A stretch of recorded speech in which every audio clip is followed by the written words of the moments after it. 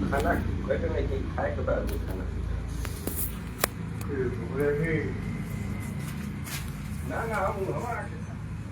करीब करीब 4 बजे से 7:30 बजे तक खूब पानी बरसा रहा था। उतना देर तो हम बैठ नहीं सकते थे,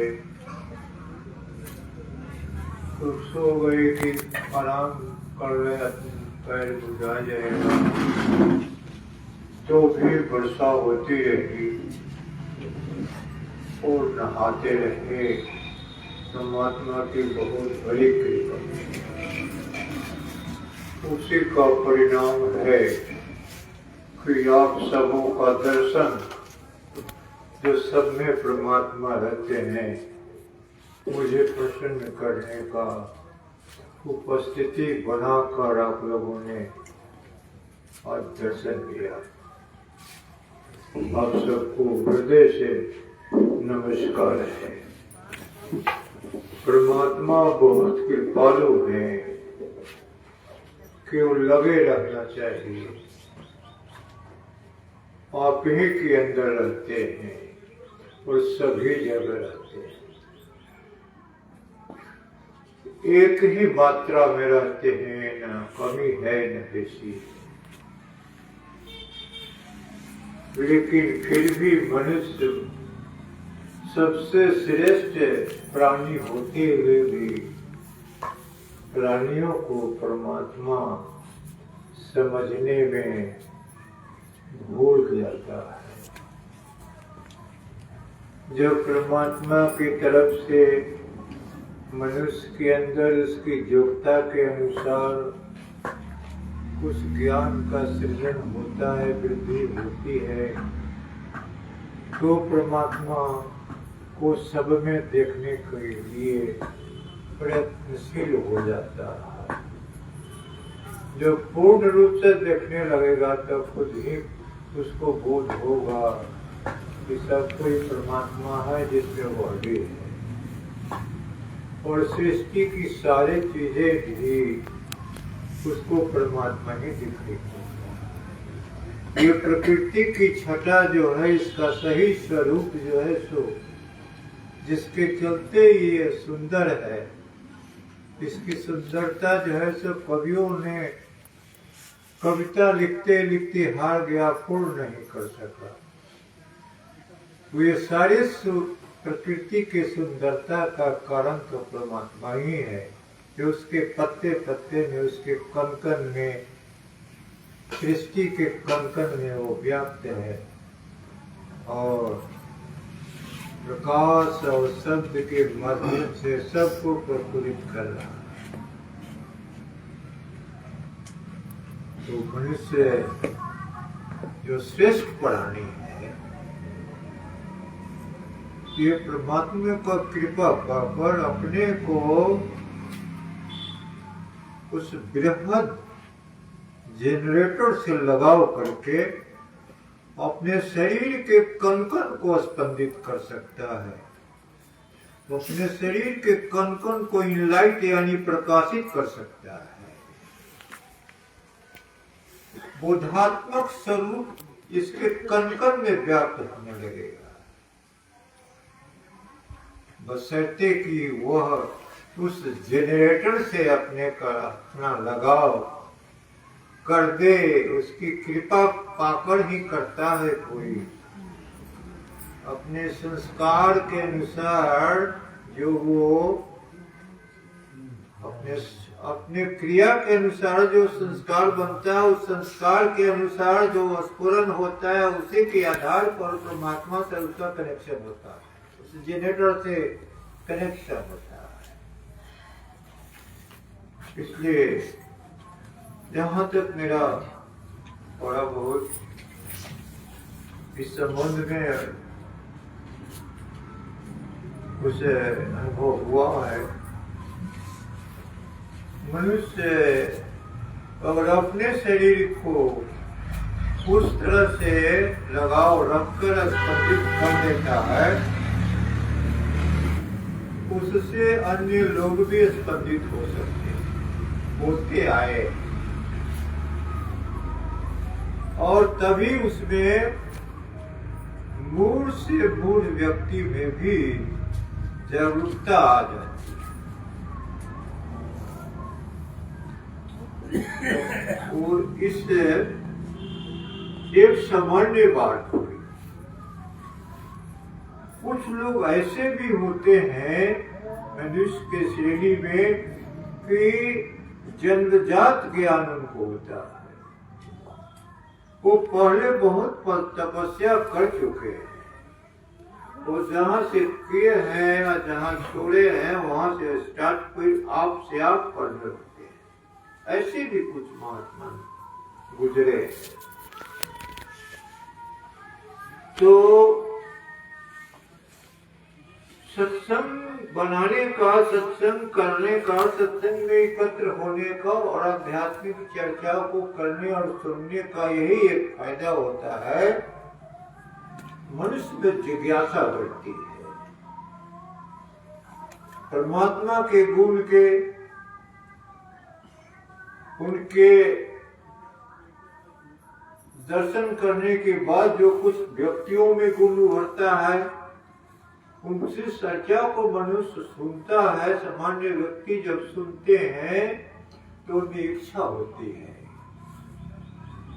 और उस इच्छा जागृत होने का मूल कारण उनका अपना संस्कार है। तो इस आधार पर मनुष्य अगर उसको भी कुछ अनुभव होने लगे तो वो अपने को संजीवित जीवन बिताने का प्रयास करते रहेगा, अनवरत करते रहेगा। साथ साथ परमात्मा को याद करने का अभ्यास भी अनवरत करते लगेगा, सभी कामों को करते हुए लगे रहेगा।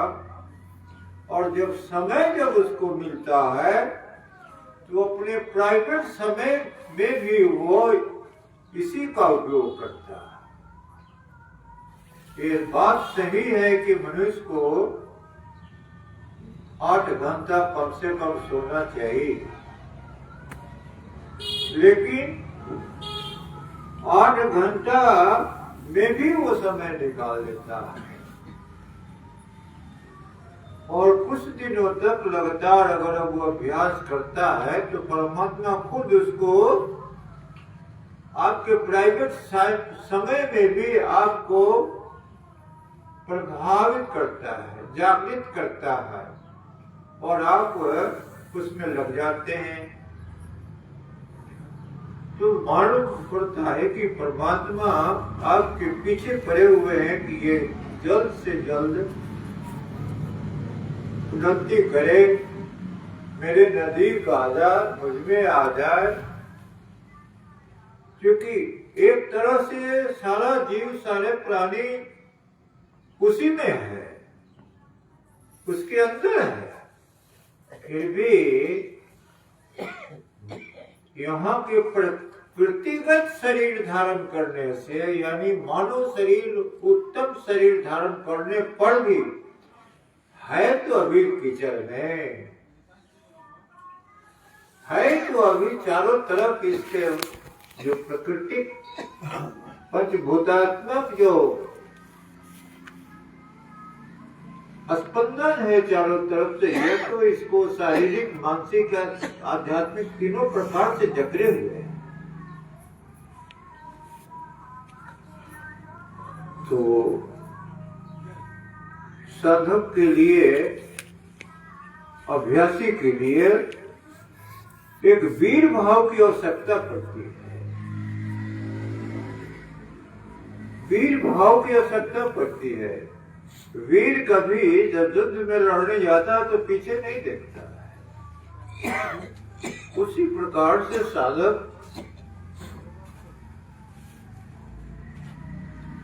जब साधक शुरू करता है और कुछ उसकी अनुभूति शुरू होती है, अनुभव हो जाने लगता है, तो पीछे मुड़ कर नहीं देखता है।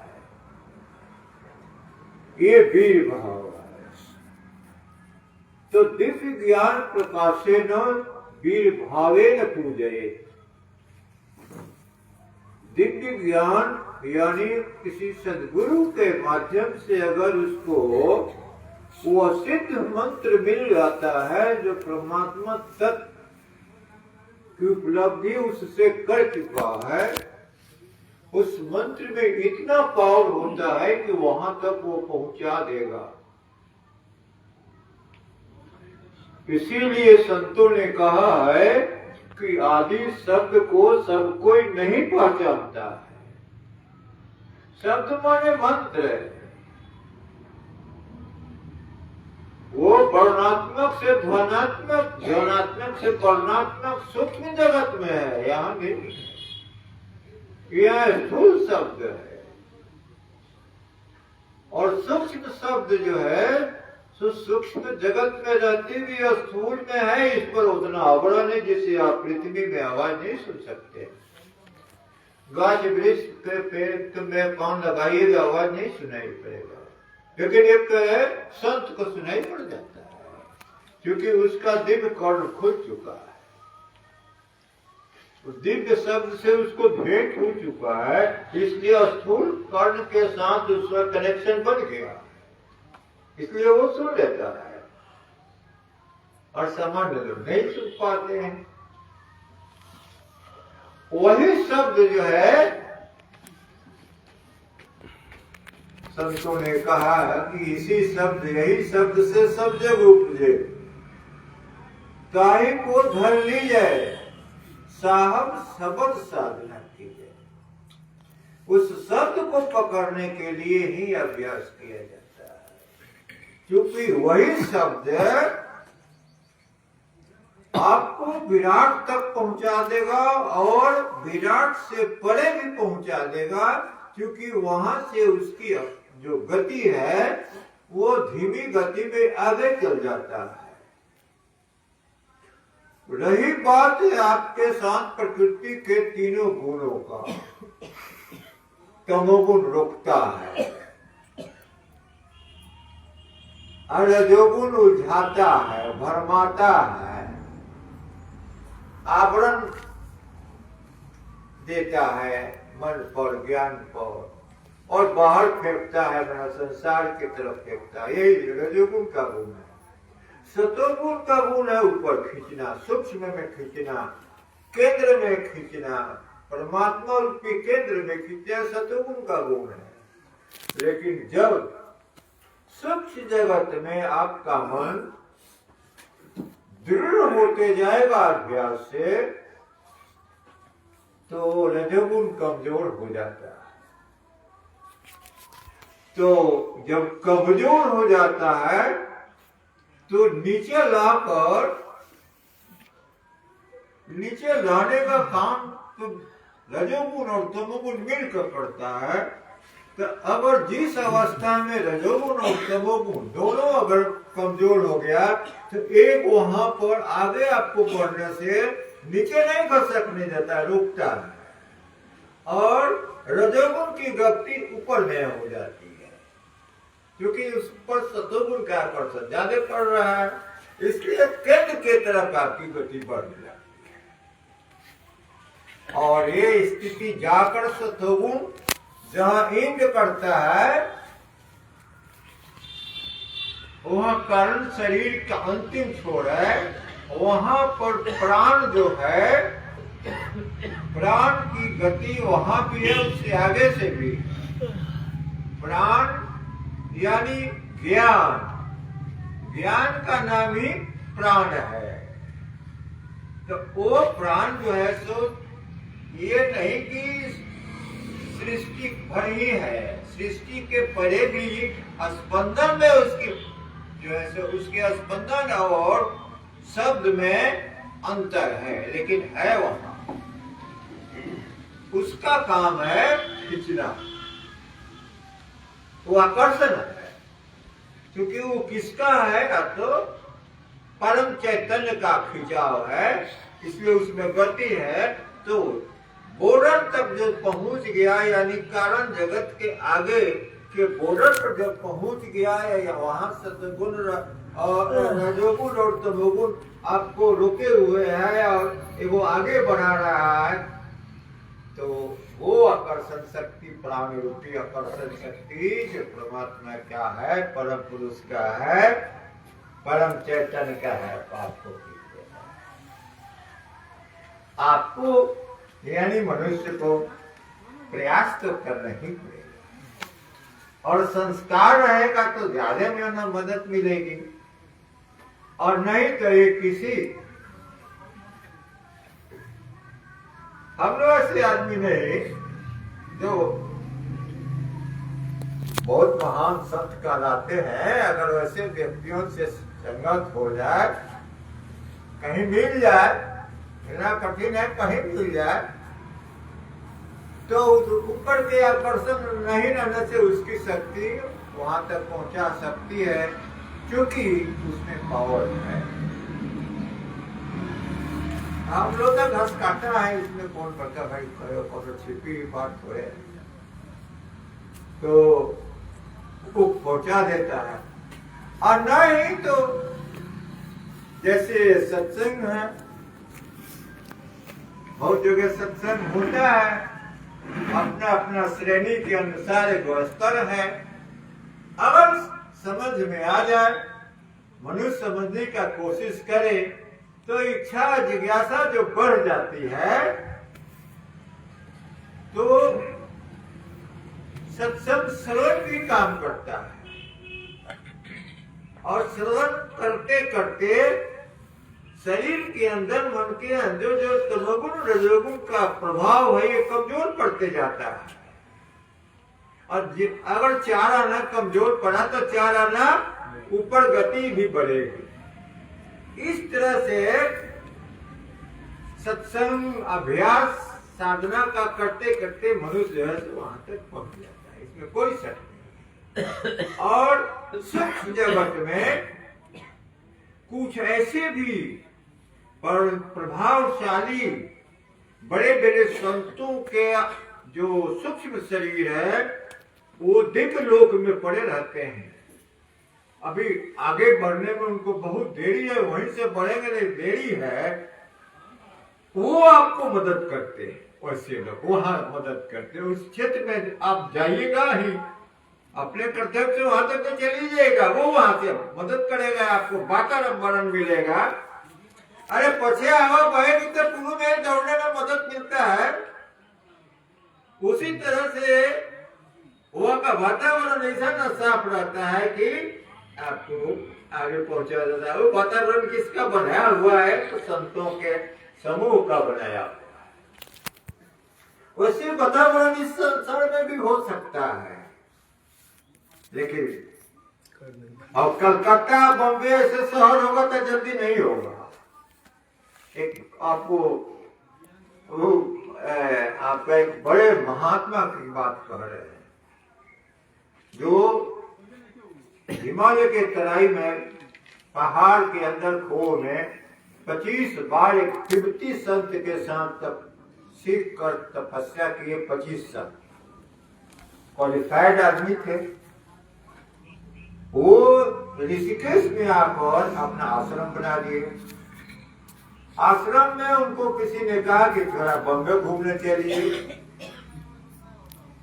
बम्बे न जाकर वो कलकत्ता चल गया। उनका कोई वहां शिष्य था, वो वहां रहने लगे। शिष्य महाराज जो है तो एक दुकान चलाते थे। महात्मा जी जब वहां गए तो उनका दुकान में खूब बिक्री होने लगा। उसने देखा कि भाई महात्मा जी जिस दिन से आए उस बिक्री चौगुना पड़ गया है, लाभ ज्यादा होने लगा। और महात्मा जी को खूब सेवा करने लगा कि सरकार हमारे यहाँ 4 महीना रह जाइए, 4 महीना रह जाइए। अब करते धरते वो 3 महीना रह गए। वो धनाढ़ हो गया मां। अब कहा पैरवी किया कि हुजूर आपके आने से हमको इतना धन प्राप्त हुआ है और इसमें आपको हम हर साल 10,000 देंगे। आप हर साल 3 महीने के लिए आइए, और नहीं होगा तो इसमें आपका शेयर भी बना देंगे। महात्मा जी डूल गए। कुछ देर के लिए डोल गए कि ठीक कह रहा है, तब तो हमारे आश्रम का काम सब एक ही जगह से चलने लगेगा, सब खर्चा मिल जाएगा। लेकिन परमात्मा बहुत मदद भी करते हैं। रात को जब सोए हुए थे तो इनको अब उभर रहा है, कह रहे हम तो फंस रहे हैं, हमको इसका लालच नहीं करना चाहिए। जब पूरा दिमाग में उठा या देख रहे हैं, समझ रहे हैं, तब कहे कि जानते हैं, अरे प्रगट होकर कहता है, रूप धारण करके कहता है, लेकिन वो उसका तो रूप बनना उचित नहीं है। इसलिए किसी का रूप धारण वो खुद कह के आपके सामने प्रकट हो जाता है। भीतरों में प्रकट होना बाहरों आ जाएगा, आपको आप खूब बतियाएगा बढ़िया से, भीतरों बतिया लेगा, आप बाहरों बतिया लेगा। वो आगे उनको कहा, आज की दुनिया में बहुत कम लोग इस बात को जानते हैं कि कौन सा इनका बयान मेरा नींद टूटी, तब वकील को चिताया कि बड़ा, अरे भाई अब कैसे वहां से हम जाएंगे, इनको तुरंत गिरने लग गई। तब तक उनका तबीयत खराब हुआ, उनको बॉम्बे ले जाकर इलाज के लिए लोग ले गया, चले वहां से चल के चले आए। वो वीर भूमि क्षेत्र है बंगाल में, जहाँ खाली संत ही रहते हैं श्मशान में, दिन रात श्मशान में रहते हैं संत। बाबा खेपा महात्मा का वहाँ अति आश्रम है। बाबा खेपा को देखने गए थे, लेकिन नहीं, वो तब तक गए छोड़ दिए थे, समझे ना। तो वहाँ एक सिद्ध क्षेत्र है, वहाँ पीठ है एक ठो, और वो वशिष्ठ ने तिब्बत में जाकर जो साधना सीखे थे, जिस देवी से सीखे थे औरत से, उसी का वहाँ फोटो है, वहाँ स्थान बना हुआ है। वहाँ 3 देवियां ऐसी थी, औरतें थी, जो वशिष्ठ को शिक्षा देकर वशिष्ठ बनाई थी। उग्र तारा, नील तारा, तारा। तो वो जो उधर बॉम्बे चल गए इलाज कराने के लिए, भागे, यहाँ के रहे, यहाँ पूरा सत्संग मिला, महात्माओं का दर्शन हुआ, तब फिर चल गए ऋषिकेश, बेचारे का पिंड छूट गया। ना तो इतने बड़े महात्मा, उनको 10,000 रुपया और शेयर का लोभ जो है सो दबा लिया था, लेकिन परमात्मा की कृपा जरूर हुई। क्योंकि देखते हैं कि कहाँ तक आया है, यहाँ से घसकना इसको उचित नहीं है, तो खींच लेते हैं, आप तुरंत बुद्धि बदल जाए, समझे ना। गजब हालत है परमात्मा की लीला।